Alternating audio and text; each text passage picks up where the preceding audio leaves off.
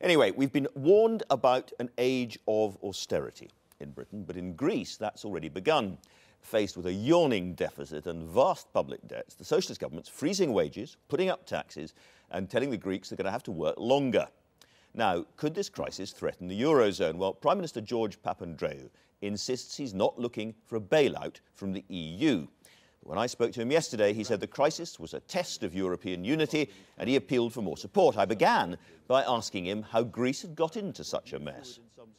First of all, we had truly a mismanagement of the economy from the previous government, and we have to admit that. And the mismanagement had to do also with, unluckily, a lot of corruption, cronyism, clientelism in the way that money was used. Taxpayers just began to say, well, why should I pay my taxes? And we had an increase in tax evasion, which of course then hit our budget and deficit. And we, of course, when we were elected a few months ago, found out and revealed that the deficit was actually double the figures that the previous government had announced officially.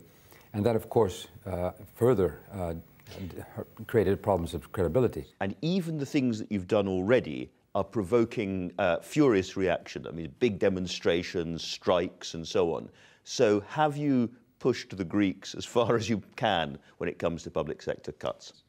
Even though there are austerity measures, and they do hurt, they do hurt.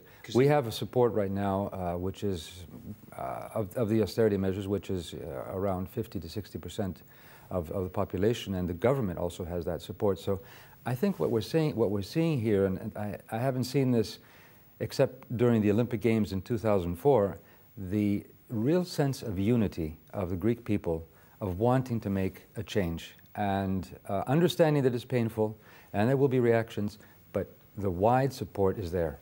And yet the EU wants you to go further, don't they? They've given you a deadline to come up with further reductions and so on. Are you going to be able to come back by that stage and say, yes, here are more measures? Well, yes, if needed. What we have said is let us together with the EU authorities, the Commission and the European Central Bank, let's sit down, let's look at how our progress is going, how we're doing on the growth and the stability and growth program, which we have tabled. We're on target and even beyond target on January statistics, so we're doing well. But if we do need extra measures, we will take extra measures in order to reduce our deficit this year by 4%. So we are ready to do so if necessary. So why is it that other EU leaders, above all, I suppose, Angela Merkel, don't trust you on this? Well, I think she very much trusts our government, but what has happened, and that's why I'm saying we have had a credibility deficit, much more than a financial deficit. What I am saying to my counterparts in the European Union is this is a different government. We were voted in on a mandate for change. We have the support for this change by the Greek people. It is painful, but you can see that the Greek people are bearing that pain with a great sense of courage, and we can make these changes. So what we're saying is give us the time, give us the support, and I'm not talking about financial support, give us the political support in order to show you that, in fact, what we are doing is being implemented, what we are saying is being implemented, and we are credible again. Are you going to go out into the markets next week and try and raise some more money with the bond issue? Well, as I know, we don't have, at this point, a need for borrowing. Our borrowing needs are covered till mid-March. What we are saying simply is we need the help so that we can borrow at the same rate as other countries, not at high rates, which in fact undermine our possibility for making the changes and cutting down our deficit. This is the real question, isn't it? Because if you can't raise money with a bond issue at a similar sort of rate to other countries, then you will have to ask for some kind of bailout, won't you? Well, it won't be a bailout. We don't have the specifics because this is very new as to what the financial tool will be. But it could be anything from a guarantee to finding other ways of borrowing money. But again, it's not going to be handouts. It's going to be Greece borrowing money, which means we have to pay it back. But we want to pay it back at a rate which is a viable rate for our economy, and which is basically a similar rate to of interest which other countries are paying for. So we're saying that this is a fair deal, and we're also saying that we are a country which cannot alone deal with the speculation. So this has become a European problem, because if we do have a major problem, this could create a contagion for other countries too, who are not to blame. But if the speculating against Greece goes on, and if you're not able to raise money in the bond markets in the usual way, I can't see what alternatives you've got to going back and asking for straightforward bailout help from the rest of the EU, beyond possibly suspending Greece from the euro itself. Well, Greece will not be suspended, and that is not in the cards at all. So can I just press on that and ask why not? Because a lot of people would say actually it might be embarrassing, it might be tough, but it might deal with the situation, the problem, more quickly than anything else. I think it would be an absolutely difficult, even in practical terms, exercise to try to think of a country removing itself from the Eurozone. Would it begin the breakup of the Eurozone, in fact?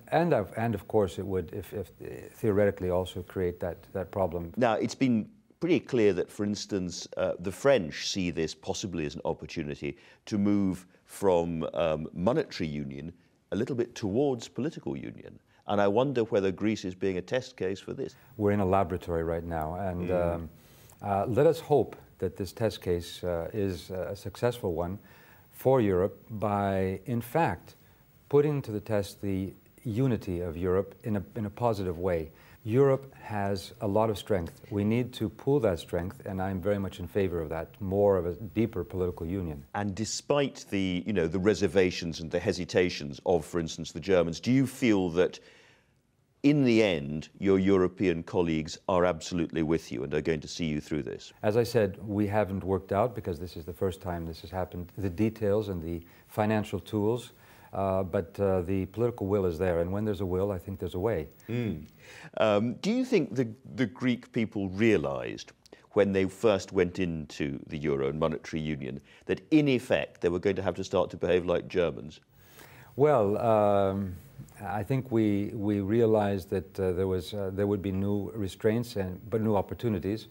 I think we are now realizing that much more that we have to put our house into order, but that's also a good thing. It has been reported that you'd appealed to the Chinese and indeed possibly also to the Russians for financial support, that you wanted to sell bonds to those countries.